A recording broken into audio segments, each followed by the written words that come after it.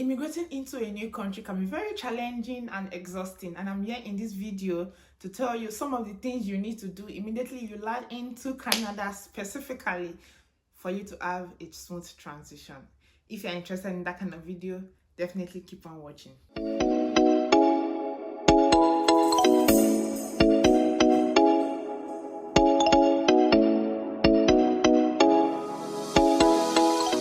Welcome back to my channel. My name is Damisho. If you are new here, if you are returning, thank you guys for stopping by. Please kindly subscribe if you haven't subscribed. Press the notification bell beside you so you get notified every time I post a video, and like the video. Yeah, it's going to help me a lot. I really appreciate you guys. Please like the video and drop a comment. So now let's go right into the things you need to do when you land into Canada as a new immigrant, like for sure. So the first thing, everyone, as in everybody that comes into Canada as a new immigrant, everything you need to do, the first thing you need to do is to get your social insurance number, aka SIN. So before COVID, you could get this number at the airport, but since the emergence, the arrival of COVID, it has been shifted out of the, it has been taken out of the airport processes. So now, immediately you land, you should go to Service Canada to get your social insurance number, because your social insurance number is your identity in this country. I mean, you can barely register for anything without your social insurance number, although there are exceptions, but everyone is ought to get their social insurance number immediately they step their feet into this country. And your social insurance number is a 9-digit security number that you're not supposed to share with anybody aside your employer, the bank, any financial institution, or the government. So when I say financial institution, I mean like your bank, your mortgage, you want to get a loan, all those kind of things, you will need your social insurance number. And the government, if you want to get any benefits from the government, they need to know who you are, so you need your social insurance number. And you are only to give your employer your social insurance number after you have been offered and given the job. That way, then they get your social insurance number, and we do use in processing all your documentation with them. And the documents you will need to get your social insurance number is your passport, your international passport, and your COPR. Those are the two documents you need to take to Service Canada to get your social insurance number. If you see me looking down, please pardon me, I have my dresser here with me. You can barely do anything, but there are some exceptions. Let me give you my own story. When I came into Canada, because they are stopped at the airport, I couldn't register at the airport, and my province has started a process where you need to book an appointment before you come in to do your SIN. So I booked an appointment, and it took them like 3 weeks for them to get to my turn to book me for an appointment. So in the midst of that, I'd gone ahead to get a phone number and open a bank account and do several other things. That's the exception I'm talking about. Not every service provider or every bank will open an account for you without a social insurance number. So in order not to be in my kind of shoes, get your social insurance number first before you move on. About is getting a Canadian phone number, which is very important, because you have to link your phone number to several documentations you'll get to do in the future. So you need a Canadian phone number, and I would advise you to do your research. Depending on your province, there are some network providers that are good, like super good, and there are some that are the struggling ones. So you need to do your research to find out which one suits your province. There are a lot of them. There's Bell, there's Virgin, there's Rogers, there is Fido, there's Telos, there's Kudo. There are a lot of them. You just find a plan, a phone plan that works best with your pocket. And to get a phone number, you will need your social insurance number and your passport photograph. your international passport for you to get that documentation done. After you get your phone number, the next thing you should get is open a bank account so that you stop carrying that money that you brought into the country. And the cool thing about this country is like it is 85% cashless. Like you rarely use cash. I mean, there are exceptions, but you rarely use cash. So you need to open a bank account where when you open a bank account, you will be given a debit card and you get a credit card, because in this country, the system is built on credit. So you need your credit card to do literally everything. So that way you're able to build your credit score that will make you eligible for so many benefits in the future. So you need your credit card, because literally every financial service you want to get, they'll ask you for your credit card. They'll ask you for your credit score. They want to run a credit check on you. Like you want to get a loan, you need your credit score to be high. You want to get a mortgage. A lot of things are based around credit in this country, so you need to get a credit card.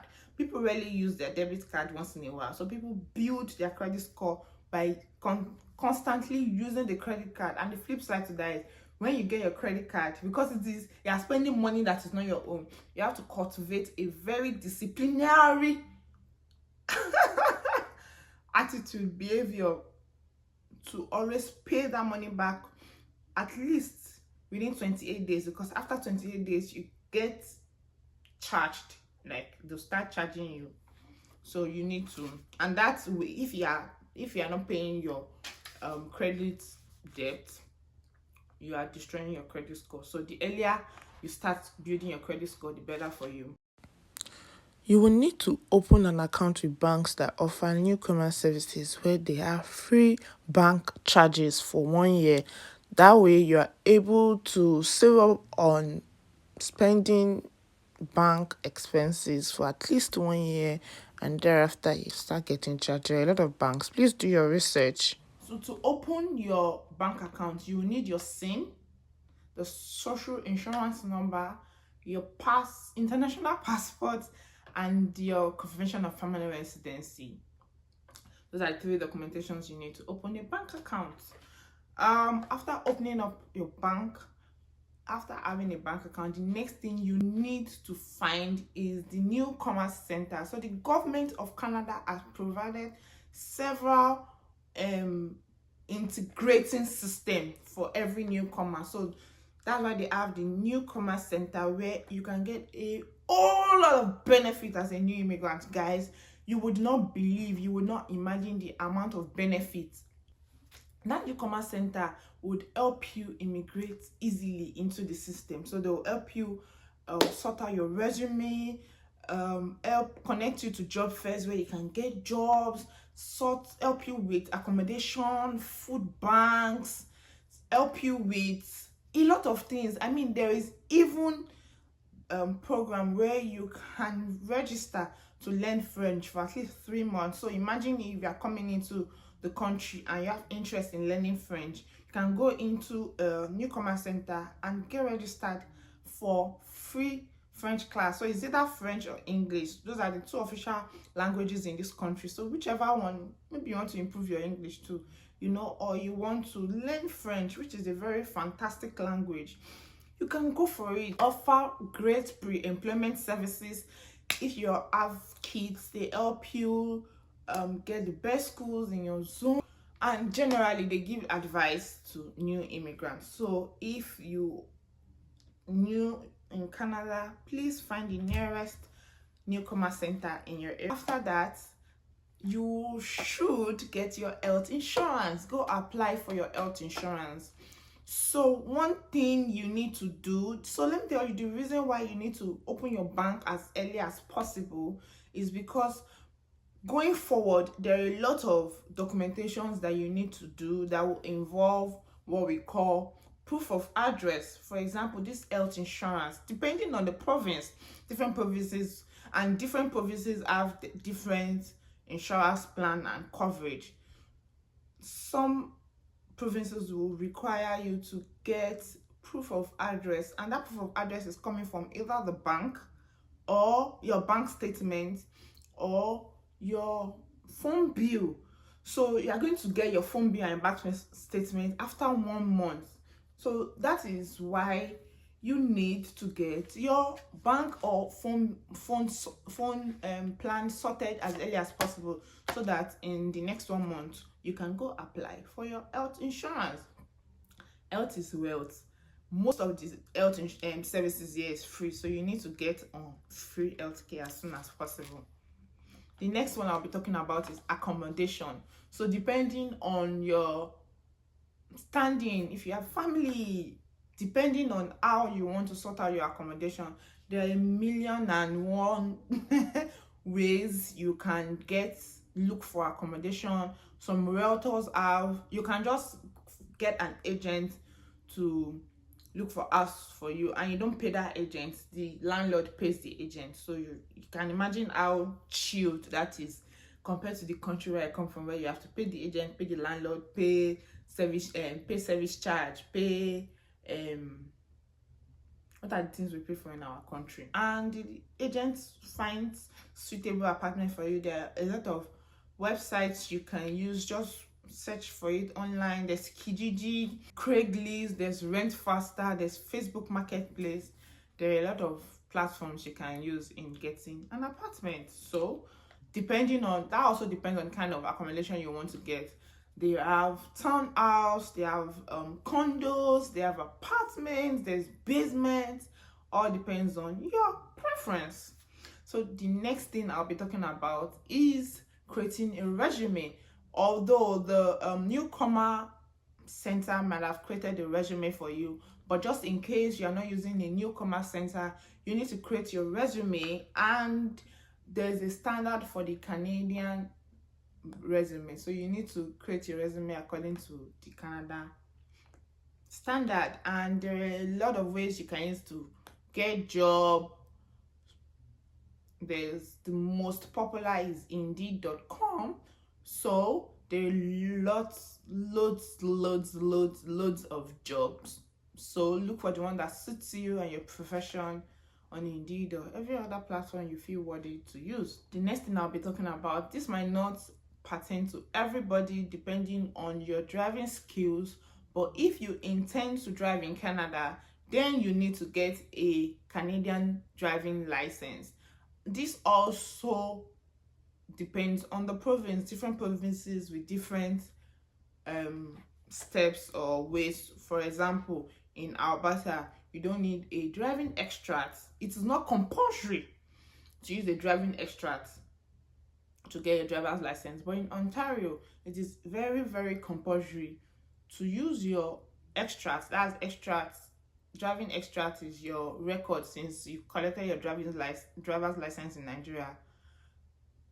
That's what you use to migrate, and you can change your license, and you can also use your Nigerian driver's license for 3 months before you move on to doing the Canadian license. There are 3 stages of the Canadian driving system. There's what we call G1, there's G2, and there's G. So G1 is the online test. G1 is the online test. G2 is the driving test where you get on the road and drive, and G is the ultimate license where you can drive on the highway and all of that. Some people skip the G1 and some people skip the G2 and move directly into the G, but it's very compulsory and important for you to do your G1 because that is the first step. And when you get to G, there's a high chance that your insurance would reduce because they feel like you are a more experienced driver, so your chances of risks or accident is very low, and they pay insurance here according to the year of the car, number of years you have been driving.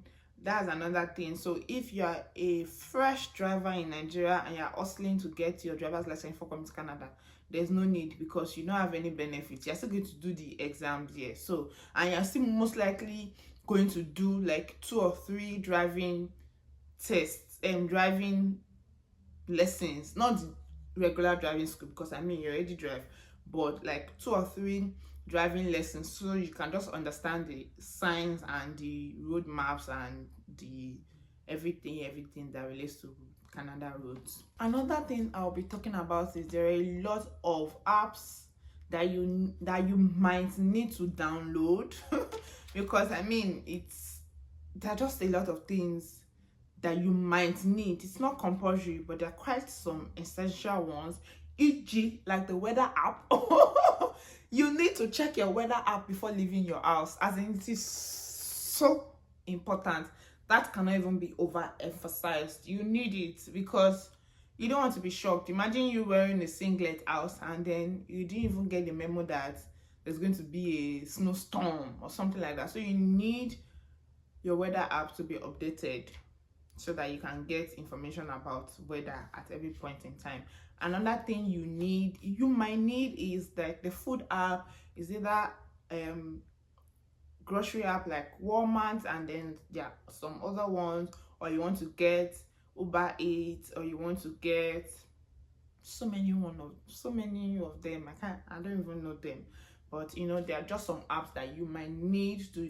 And another thing is you need to socialize. Oh my gosh, you need to get out there. You need to connect. You need to meet people. One way you can do that is by downloading an app called Events Tribe. So that app works according to your province. So it works, yes, according to your location. So it would give you updates on events, job fairs, socialized networking happening in your environment. So that way you can go out and, you know, meet people and, you know, enjoy life. Another app you might need to get if you are not driving is the transport app, because that way you can track when the bus is coming, where the bus is going to, trains for bus and all of that. And if you don't have a car, you might need to get your Uber app because it's very important. Driving here is very essential. Moving around with bus and train can be tedious. So those are my few points. If you feel like there are more things you need to do as a new immigrant in Canada, please drop it, let me know. As I'm also a new immigrant here, so I'm available to learn.